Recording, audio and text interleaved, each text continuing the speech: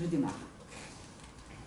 Est-ce que tu aurais moins de plaisir si je sortais déjà les livres que ta grand-mère doit te donner pour ta fête?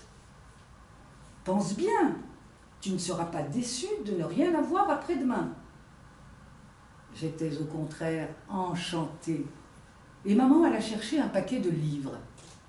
C'était La Mare au diable, François de Champy, La Petite Fadette et Les Maîtres sonneurs. Les 4 romans champêtres de George Sand. Ma fille, disait-elle, elle c'est la grand-mère, ma fille, disait-elle à maman, je ne pourrais me décider à donner à cet enfant quelque chose de mal écrit.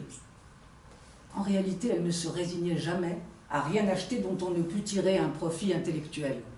Et surtout celui que nous procurent les belles choses, en nous apprenant à chercher notre plaisir ailleurs que dans les satisfactions du bien-être et de la vanité.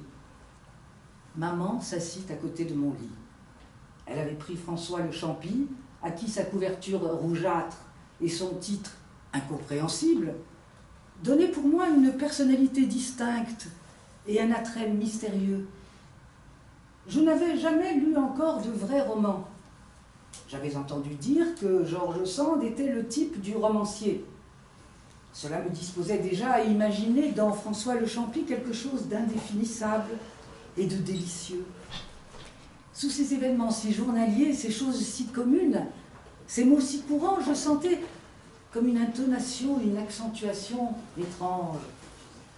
L'action s'engagea. Elle me parut d'autant plus obscure que dans ce temps-là, quand je lisais, je rêvassais souvent, pendant des pages entières, à toute autre chose.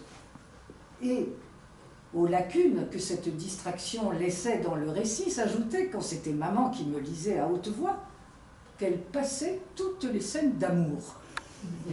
Aussi, tous les changements bizarres qui se produisent dans l'attitude respective de la meunière et de l'enfant, et qui ne trouvent leur explication que dans les progrès d'un amour naissant, me paraissaient empreints d'un profond mystère, dont je me figurais volontiers que la source devait être dans ce nom inconnu et si doux de Champy, qui mettait sur l'enfant, qui le portait sans que je susse pourquoi, sa couleur vive, empourprée et charmante.